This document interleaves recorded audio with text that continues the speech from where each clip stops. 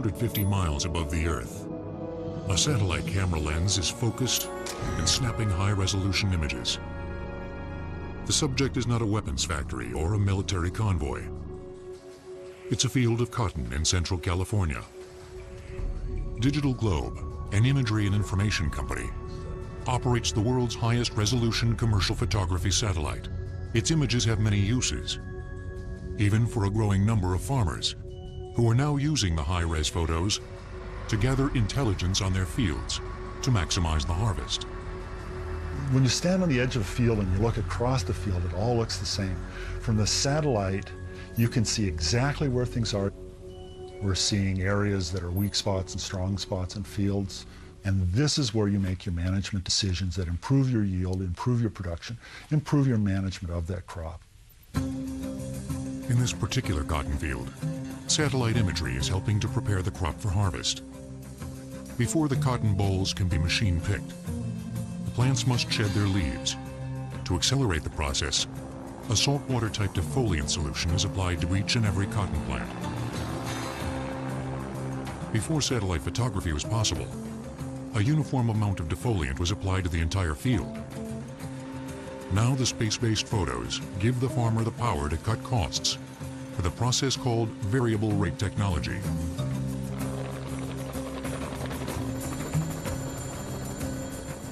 Using our imagery, we can see the amount of vegetation that's present. We can create a map that shows that this is the denser area of the field, therefore it should get a greater volume as our defoliant. And this is a weaker area of the field, or a less dense, and so it should get less defoliant.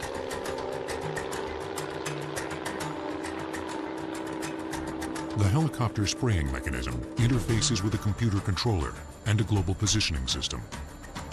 So as the helicopter is flying along, the GPS system is telling exactly where it is in the field. It's reading the map that's in its controller, and it's applying the appropriate rate of product. The satellite is simply one more tool in the belt of the 21st century farmer. In a world where globalization has sparked fierce trade competition, improving the efficiency of the harvest has become a matter of survival.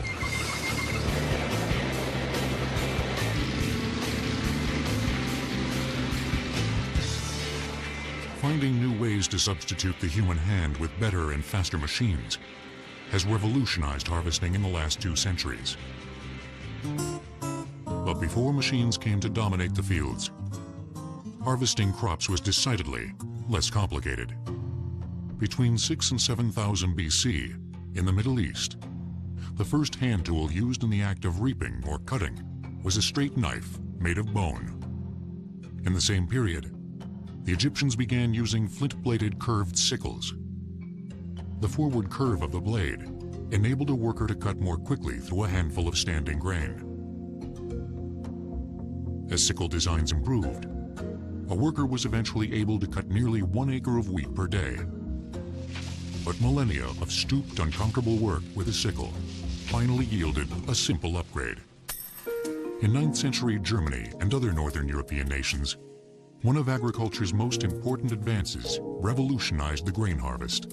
The long-handled scythe had a much larger sickle blade designed to be used in a standing position. With a scythe, a man of average strength could cut 3 acres of wheat in a single day. But the scythe had a major drawback. When the blade cut the wheat stalks, much of the grain was lost when it fell and shattered on the ground. The final improvement to the scythe was born in North America during the colonial period. So what they did was they put a little wood basket behind the scythe, and that was a cradle, and that was an enormous and sometimes forgotten evolution in the grain harvesting. The cradle caught the cut wheat before the grain could shatter on the ground. In the vast grain fields of America, the size of a farmer's crop was limited by how quickly the grain could be harvested. In the 19th century, gangs of traveling laborers were necessary to harvest the growing acres of wheat America needed for its tables. Farmers needed a better method. It is often hotly debated who invented the first successful mechanized reaper. In 1831, a Virginian named Cyrus Hall McCormick debuted his version In 1833, a Maine Quaker named Obed Hussey made it a competition. Both machines were revolutionary, but a head-to-head contest in 1843 determined that McCormick's reaper was superior. Hussey's machine couldn't seem to cut wet grain. The McCormick reaper signaled the dawn of mechanized harvesting. Its design was simple. When pulled by a draft animal, a single ground wheel powered a horizontal blade that cut the stalks as the reaper moved forward. The ground wheel also powered a rotating reel that pulled the cut wheat onto a platform. One worker raked the wheat off the platform into piles for later bundling. A second worker rode the horse. It was a simple concept that enabled two men to cut up to 12 acres of wheat in a single day. A critical milestone in agriculture. The U.S. government decided that McCormick's reaper was far too important to let one man control production. In 1848, McCormick's bid for a patent extension was denied. The reaper simply cut the crop. The grain kernels still had to be threshed. That is, separated from the chaff or plant stalk. For this, mechanized threshers replaced the age-old task of hand flailing the grain kernels to separate wheat and chaff. While most believed that the future would revolve around the reaper and the separate threshing machine, one forward-thinking Michigan tinkerer disagreed. In 1835, Hiram Moore was inspired by a friend's dream. In the dream, a huge machine drawn by horses was cutting and threshing great quantities of wheat in a single operation. Moore pursued the dream and constructed the world's first combined harvester. Early reapers simply cut the wheat, but it still had to be threshed at a later date. The combines combined the thresher and the cutting apparatus into one machine. Moore's combine cut the wheat, then used a rotating cylinder with spiked teeth to thresh the grain kernels from the stalks. Eastern farmers were already sold on McCormick's reaper, and the combine had trouble harvesting wet grain. So in 1853, Moore shipped his invention to the huge dry wheat fields of California. It was there that the combine began its ascent. By the end of the 19th century, the advent of steam power, followed by the internal combustion engine, replaced horses with tractors that towed the combines. But one more advancement remained.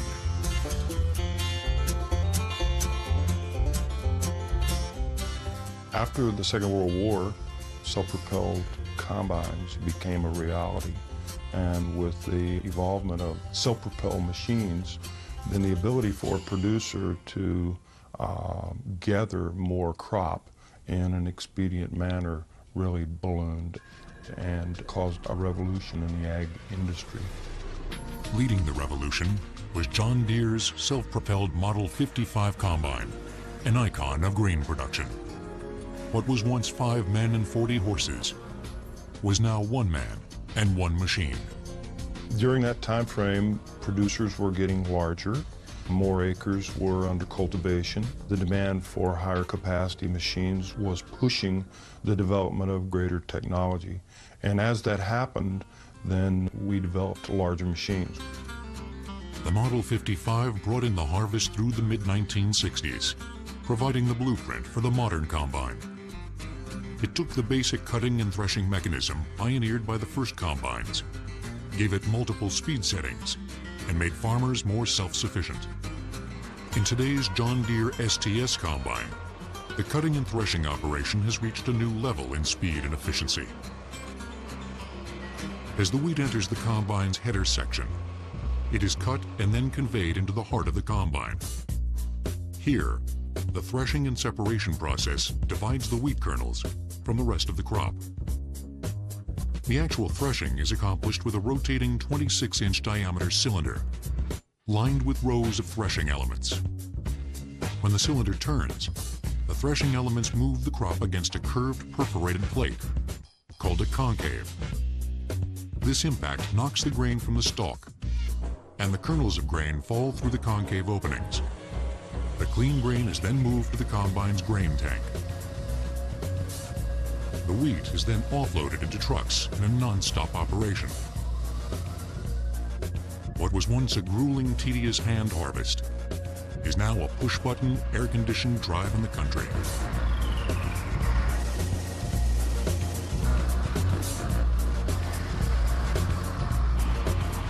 I would equate the environment that the operator works in today much the same as people who work in an office.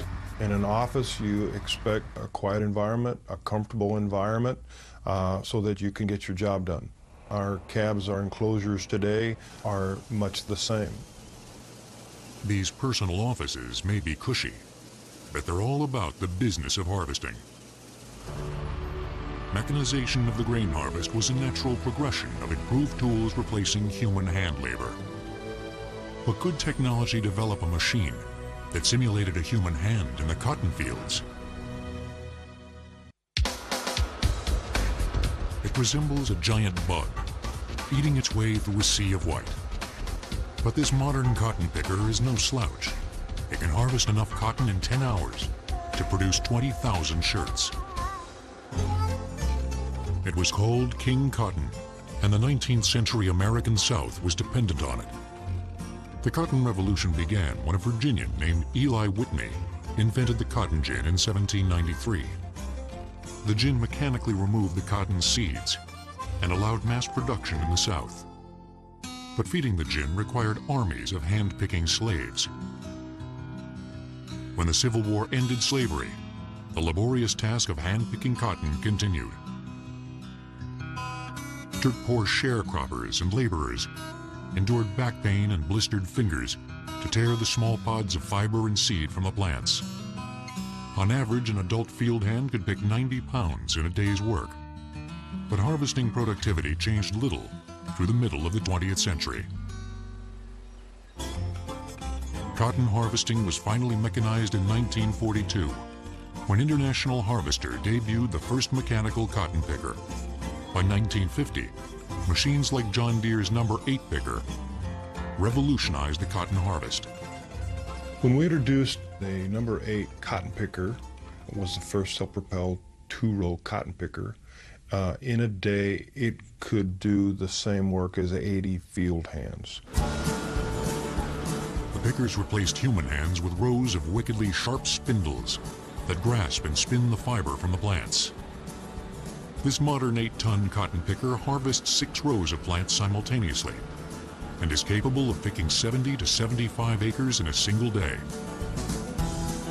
In a race with the weather, workers on the Stone Land Farm in Central California are using 2 6-row pickers to harvest 3,600 acres of cotton in under 30 days. The main thing is to get it in before the rain, so we're trying to push as long as we can. We start up about 8 o'clock in the morning and work till 10:30 at night, actually harvesting. Achieving such massive yield starts at the business end of the cotton picker. Each of the 6 picking heads contain 80 rows of spindles mounted on drums. The spindles rotate and spin the cotton bolls off the plant as they enter the picker's head section. The raw cotton is transported by suction and blown into the picker's holding basket.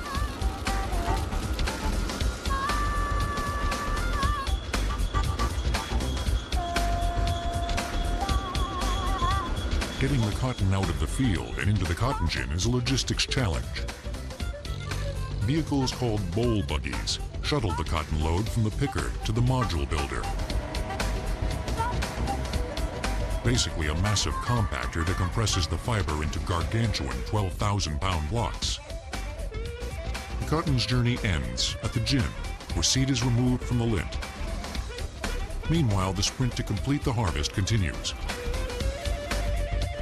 While the hand-picking of cotton is now a distant memory, some field crop harvesting hasn't changed for thousands of years. In various third world countries, the hand harvesting of rice is still central to survival. The arduous task requires anywhere between 80 and 180 labor hours to reap 2.5 acres of rice. In various poor Asian and South Pacific nations, rice remains a crop that defies the economic benefits of mechanization. Much like wheat, the large-scale harvesting of rice in industrialized nations began in the years following World War II. as self-propelled combines mechanize the harvest. It replaced the hand operations of cutting the grain, stacking it in the field, letting it dry, and then hauling the bundles of grain to a thrasher where they'd separate the straw from the grain. So the combine combined all those operations at once, and that reduced labor use quite considerably in rice harvest. Mechanically, the modern rice combine uses the same principles as the wheat combine. The difference is in the ground. Rice grows in fields submerged in water. The water is later drained so the combines can begin the harvest. Because the ground is saturated, the first rice combines used tracks to cope with the muddy terrain. Today's combine can overcome the mud with wide, high-traction tires. In a 10-hour day, this machine can produce up to 6 tons of clean rice. Modern combines have pushed high-capacity harvesting beyond what was ever dreamed possible. The new challenge is equipping the massive machines with tools that gather intelligence. Computer-controlled monitors and sensors are driving a new farming philosophy called precision agriculture.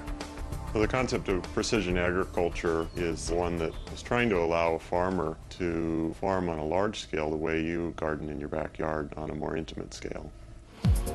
Today's combine has the ability to measure the quantity and the moisture content of the crop on the fly. Information the farmer can use to make adjustments and ensure the crop he is harvesting is at peak condition. The machine can also use global positioning devices to map the entire field and track the combine's location in it. By producing a yield map, the farmer can determine which areas of the field are producing less and for what reason. Using this precision intelligence, he can plot ways to improve weak spots for a more successful harvest in coming years. The harvesting of field crops may have become a satellite-assisted operation, but while impressive, such high-tech progression is irrelevant to hundreds of other crops, including the sugar beet. Sugar beets are root crops that grow and must be extracted from beneath the ground. The sugar beet is a much desired crop in a sugar-obsessed world. Extracting pure sucrose from a sugar beet is a massive enterprise of traffic control and basic chemistry. Centralized sugar processing plants coordinate a beet harvest season that can last more than 6 months. Basically, sugar beets are harvested in what's called a campaign. The factory needs about 4,000 tons a day to operate, and those 4,000 tons are assembled from various growers' fields, usually in a particular area at a given time of year. Sugar beet harvesting was a one-at-a-time job that required a deft touch and a strong back. Sugar beets grow just beneath the surface, and workers used pitchforks to flip or pop the beets from the ground. Modern sugar beet harvesting begins after the leafy tops of the beet plants are cut or flailed. Once they're flailed, then the harvester is brought into the field, 4 rows typically, and they have lifter wheels. 2 29-inch in diameter pre-hardened steel lifter wheels rotate at a 65-degree angle and pressure or pinch the sugar beets out of the ground. They come right down below the beet and lift it right up and drop it onto a conveyor belt, which rolls around the big drum, which helps knock off any loose soil because you don't want to ship soil to the factory. A Ferris wheel conveyor then delivers the beets to a parade of trucks waiting to speed the crop to the processing plant. 100 pounds of beets will give you 15 pounds of sugar. Every 100 pounds, by the time you get to 48,000 pounds, which is about a load of beets, you got over 7,000 pounds of sugar in that truckload. In addition to processed sugar, sugar beet juice produces molasses, while the pulp provides a high-quality feed for dairy animals. So it's a very complete utilization. I like to call the sugar beet the hog of the plant world. Every part is used. Mechanization has transformed the world of field and root crop harvesting. But when a crop is soft and delicate, machines need a little help. In 1965, a tomato with a thick skin came to the rescue of a failing industry. At thousands of farmers' markets and supermarkets, consumers expect to find fresh, hand-picked fruits and vegetables. And in most every case, that's exactly what they get. Fresh market produce is a hand-harvested commodity. Mechanized harvesting is typically reserved for those fruits and vegetables destined for processed products, such as juices, sauces, soups, and a host of preserved canned goods. The economic impact of mechanized harvesting is nowhere more obvious than the processed tomato. Rising costs and a labor shortage in the 1960s prompted scientists at the University of California at Davis to seek a mechanical solution. But tomatoes had special needs, so researchers turned to age-old plant breeding techniques. The problem was to develop a harvester that didn't destroy the tomatoes. Tomatoes aren't like wheat. Tomatoes are soft and fuzzy creatures, and you can't go out there and mash them in the field. It required a tomato that had relatively tough skin and was resistant to being handled by the harvester. With tomatoes, they had to develop a variety that matured all at the same time rather than stretched out over time, because they developed a system of mass harvesting where they harvest everything at once, so they had to have all the tomatoes red at the same time. The thick-skinned fruit saved an industry. Today, the machine-friendly tomato is planted extensively, and production costs have decreased by over 30%. The dusty task of picking and sorting used to require an army of laborers. The modern tomato harvester and 4 workers can pluck nearly 50 tons per hour. The machine lifts and consumes the entire vine as it moves through the field. As the tomato vine enters the harvester, it passes through a 4-inch gap that strips off the dirt. A large brush then separates tomato from vine. The vines are mulched and spit back into the field. Next, color sensors use photoelectric cells to distinguish between ripe red and unripe green tomatoes. The green tomatoes are ejected back into the field as fertilizer.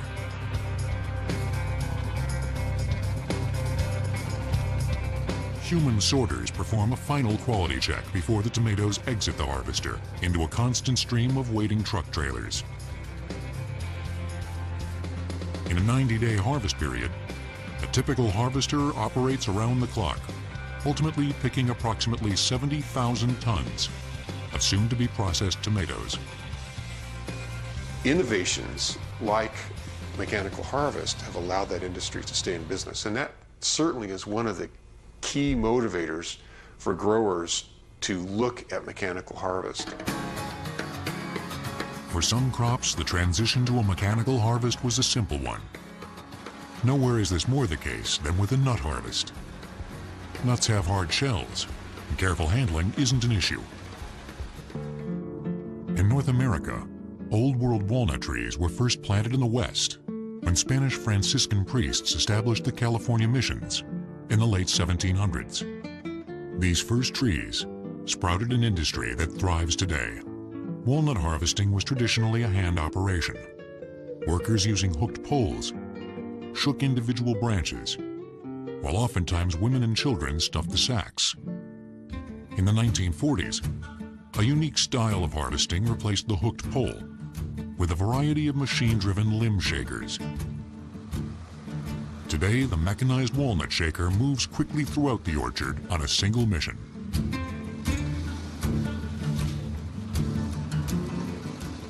It's designed to grasp the trunk of the tree and shake the whole tree at one time. Today's trees are also designed to accommodate the new shakers, unlike the older, larger trees that we have to shake individual limbs. The shaking is actually performed by counter-rotating weights in the shaker's clamp arm. When the vibrating begins, the spinning weights create a shaking pattern that transfers energy into the trunk.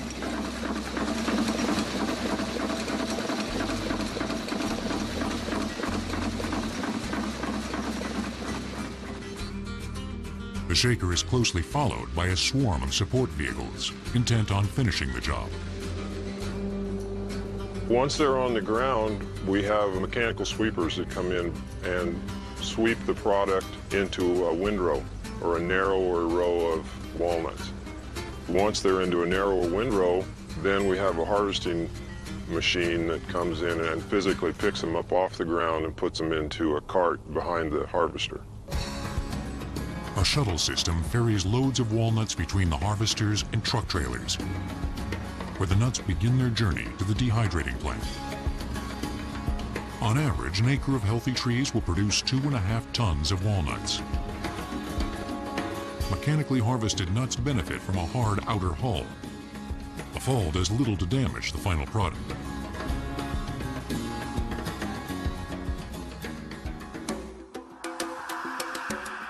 In the case of the black ripe olive, hand-picking is still the prevailing method because it decreases the chance of bruising the delicate fruit. But with harvest costs as high as 60% of total production, some growers are turning to sophisticated shaker harvesters. The canopy shaker features fiberglass picking rods that shake the tree branches, causing the olives to detach and fall. An operator guides the picking rods into position. The rods oscillate at 250 revolutions per minute as the harvester creeps forward at 3 miles per hour. The olives fall onto padded belts and are then conveyed through an air blast separator, which blows out the leaves and twigs. The olives are deposited into removable bins. On average, an acre of trees will produce 4 tons of olives. But the harvest is far from perfect. Presently, we're able to capture approximately 80% of the fruit on the tree. In comparison, a hand crew probably gets 90 to 95% of the fruit.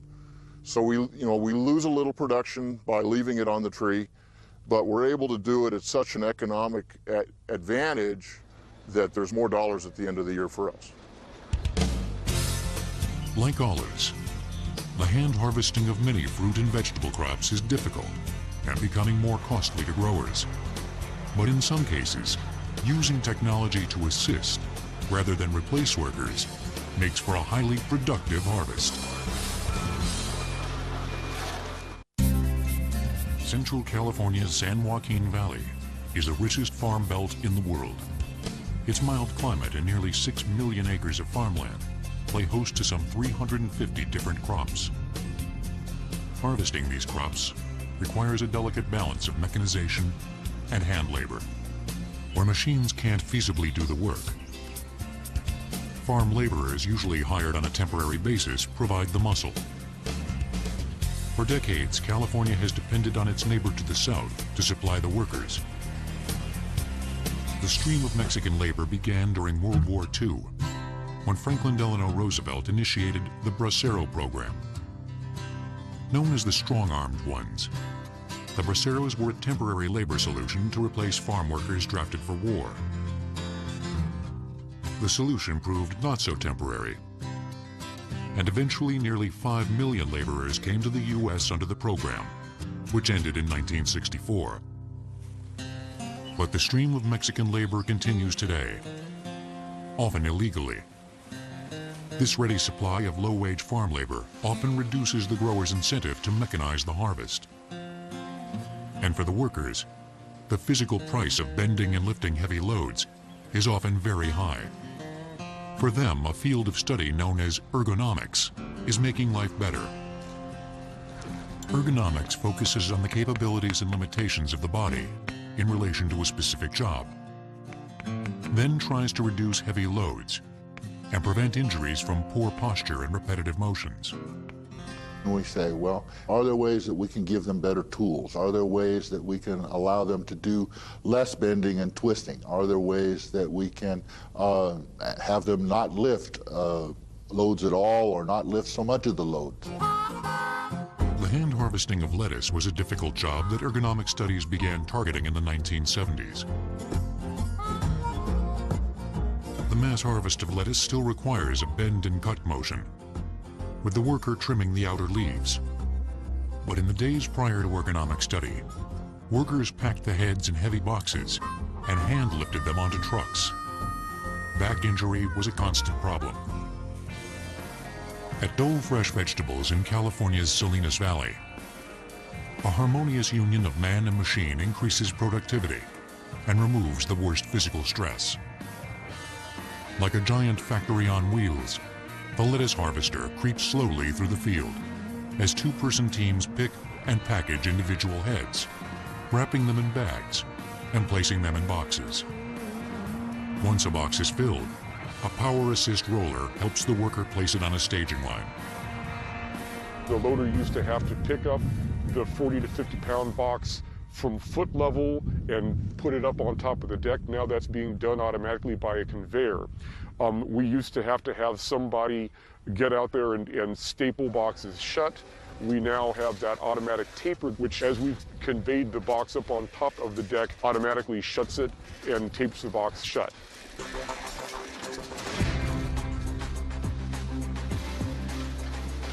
For restaurants or institutional customers that require unwrapped or naked lettuce, a second harvester uses a precision pack method.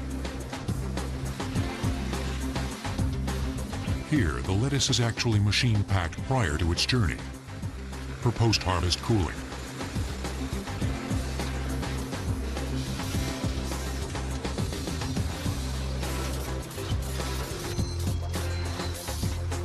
The labor-assisting devices in the lettuce harvest help Dole workers achieve an output of 5 million pounds of iceberg lettuce in a single week.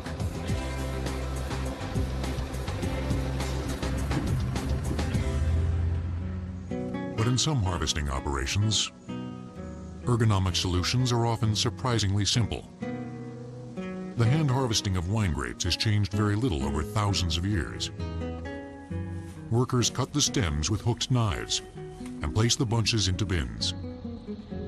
In field surveys, ergonomics researchers found that almost 60% of grape pickers suffered from persistent back pain.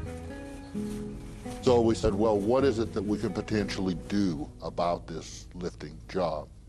And one step is we could eliminate the lifting. Another step is, well, suppose we don't eliminate the lifting, but we just reduce the amount of weight they're lifting. A full bin of grapes weighs 57 pounds on average.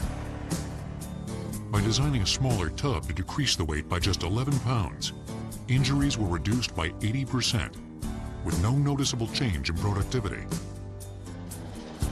The development of a mechanized grape mover, which mechanically lifts and empties the bins, is removing even more of the weight burden and speeding up the harvest. Because grapes are such a delicate fruit, hand harvesting is the desired method.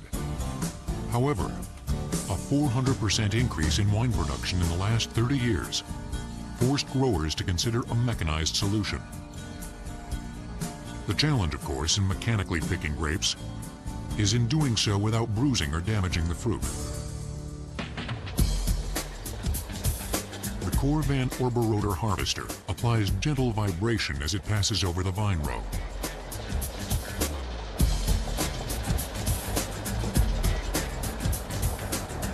Nylon rods with rubber cushions penetrate the dense canopy. The rods oscillate at 700 to 1,000 strokes per minute in a circular motion.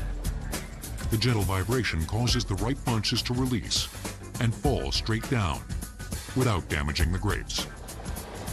The idea of this is to simulate hand harvest to be as close as hand harvest for the premium and wine grapes and do the least amount of damage to the vines. When the grapes detach from the vines, a conveyor captures the bunches and transports them on a series of conveyors.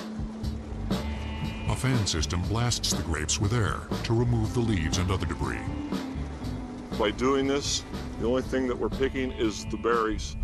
No leaves and no damage, and we're putting them straight into the bin. It makes this easier for the winemakers because they have less foreign material to pull out, and it's just straight product that can go right into the press. Depending on the grade of wine and the speed setting, the harvester is capable of picking anywhere between 3 to 30 tons per acre in a single hour. Such high capacity is a big advantage, but the rougher handling compared to the hand harvest can cause greater damage to the fruit. When the juices leak from damaged grapes, there is a greater chance for contamination, ultimately affecting the winemaking process. What the mechanical harvester has done for grapes is even more pronounced in the labor-intensive raisin harvest. The tried and true method used to involve hand-picking the fruit and wrapping them in paper rolls for protection. The raisins were sun-dried in the field and periodically turned over several weeks before retrieval could begin.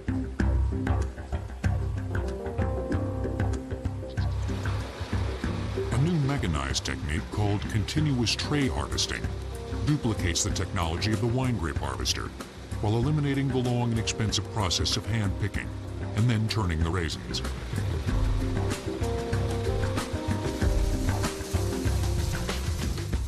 The raisins are laid out on a thin sheet of paper, which is a 1/4 mile long usually, and a berry and a half thick. And what this allows us to do is get a consistent drying with no dirt and no human touching our raisins, and we're going for pure quality.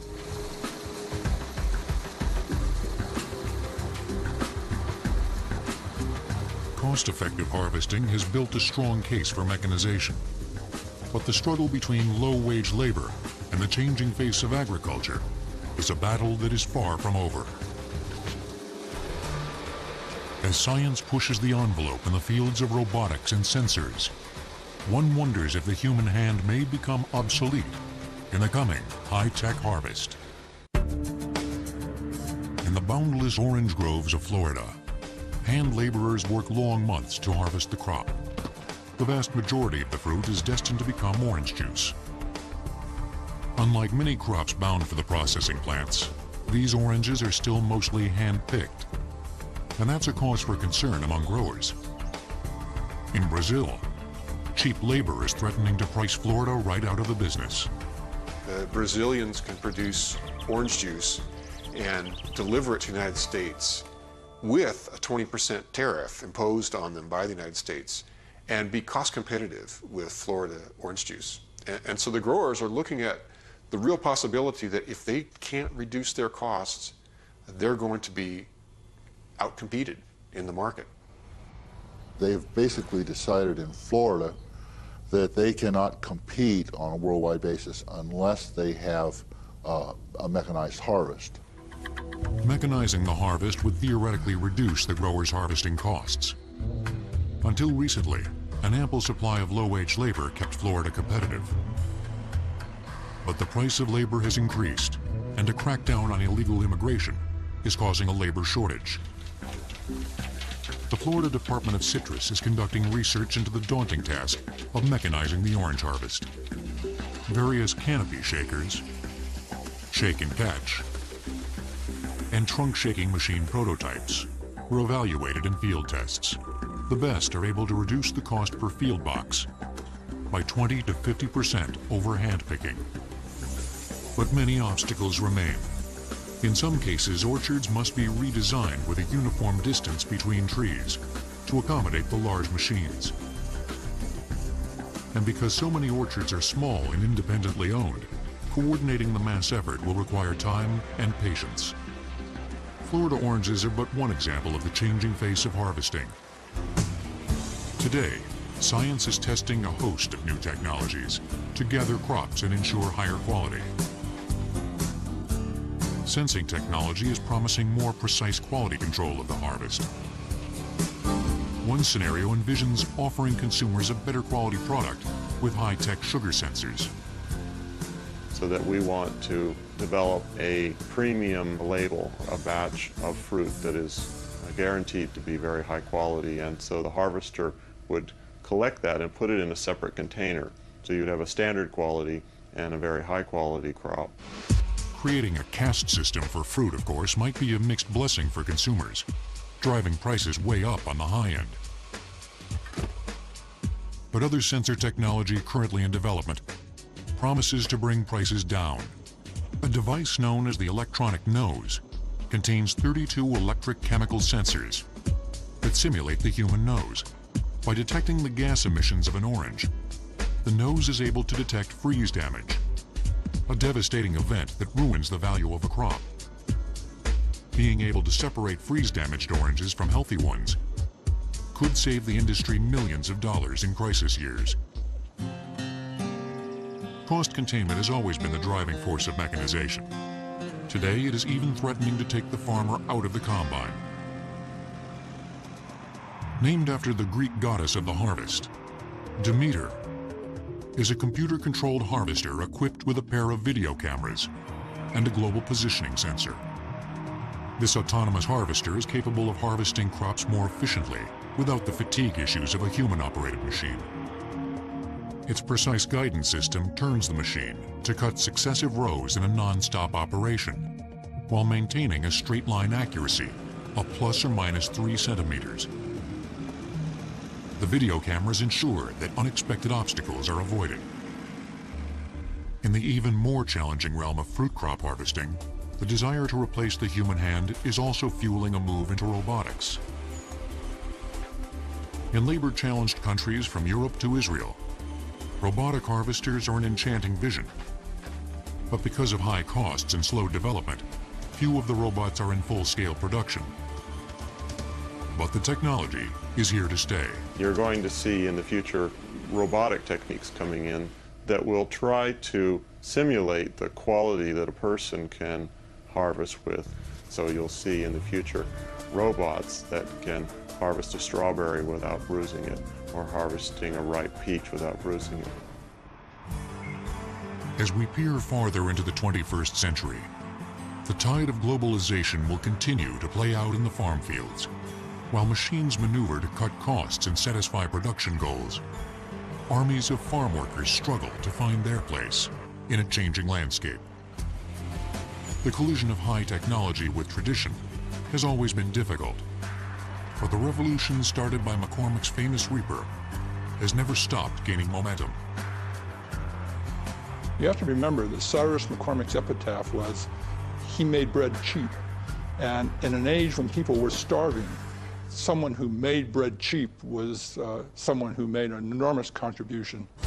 But could Cyrus McCormick have foreseen the firestorm of technology his simple reaper would initiate?